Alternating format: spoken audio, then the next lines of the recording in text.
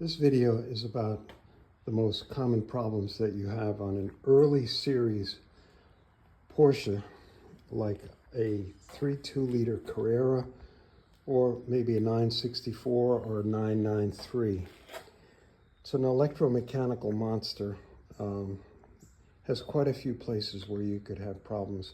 One of them is the latch motors, which are located underneath this panel at the top. And you notice there's a micro switch here, and there's some good videos on YouTube on how to test these micro switches.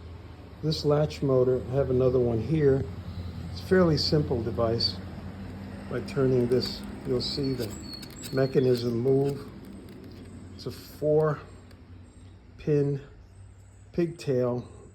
2 of the wires are for the motor, 2 are for micro switches, which are in here. And this motor also has nylon gears which tend to fail, and there are brass gears that replace it. And there's some good videos on how to replace those gears, how to test this micro switch.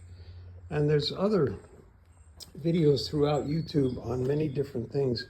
I'd like to focus on the heart of the system, which is really, in this car, the 3.2 liter Carrera located in the passenger footwell. There's actually a floorboard, which is held on by one screw. If you lift the floorboard up and pull it down gently, you'll notice that underneath it, there's a control unit. This is the convertible top control unit for a 911 Carrera. And the reason you know that is because this one has 3 pins here. If this was a 964, it would have 4 pins. If it was a 993, it would have 5 pins. But they're not interchangeable. They look very similar.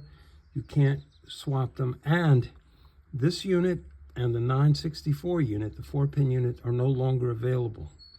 So if it fails like this one did, you have to find someone that'll fix it. In my case, Systems Consulting in Manhattan Beach, California, fixed it for me. There's a gentleman, Loren, who's a tech there, who has the tools and the knowledge. He's extremely helpful.